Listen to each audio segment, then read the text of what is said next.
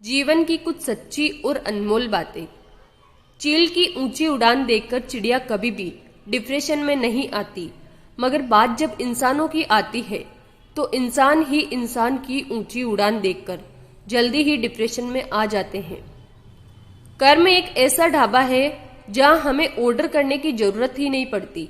हमने जो भी पकाया है वही हमें मिलता है। रावण से 3 बातें सीखने योग्य है। शक्ति का अहंकार कभी नहीं करना चाहिए, शत्रु को कमजोर कभी भी नहीं समझना चाहिए और अपने रहस्य किसी को भी नहीं बताने चाहिए। आज की दुनिया में झूठ धीरे से बोलेंगे तो भी सब सुन लेंगे, लेकिन जब बात सच की आती है तो चिल्ला चिल्ला कर बोलने पर भी कोई नहीं सुनता। जो मनुष्य उत्तम प्रकृति के होते हैं उन पर बुरी संगत से कोई प्रभाव नहीं पड़ता। जैसे चंदन के पेड़ पर सांप लिपटे रहने से चंदन की खुशबू नहीं जाती, वैसे ही अच्छे मनुष्य बुरे लोगों को भी अच्छा बना देते हैं। गीता में लिखा है कि जीवन में कई बार हम बड़ी बड़ी परेशानियों से यूं निकल जाते हैं मानो कोई हमारा साथ दे रहा हो। इसी अदृश्य शक्ति का नाम परमात्मा है। गीता में श्री कृष्णा कहते हैं कि झूठ, धोखा और बहाने आपको कुछ पल की खुशी देंगे, लेकिन इसकी कीमत आपको भविष्य में चुकानी पड़ेगी। इसलिए हर किसी को जीवन में इन 3 अवगुणों से बचना चाहिए। जीवन के ये 3 मंत्र हर किसी को याद रखने चाहिए।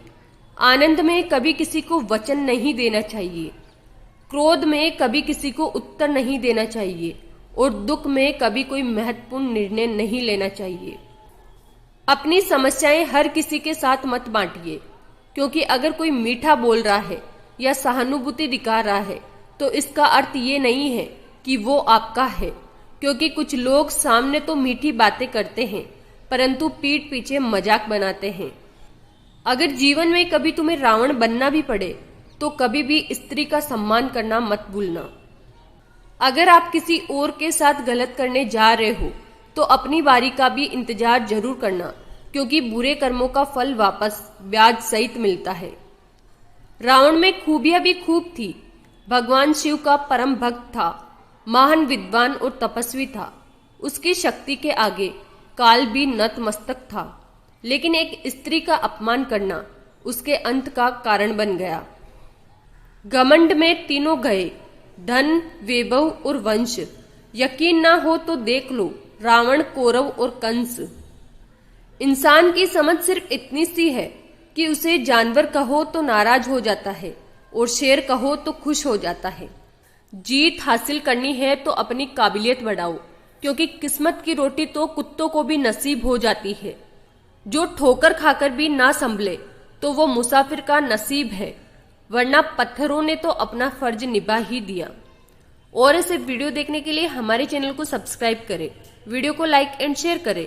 मिलते हैं अगले वीडियो में, तब तक के लिए राधे राधे।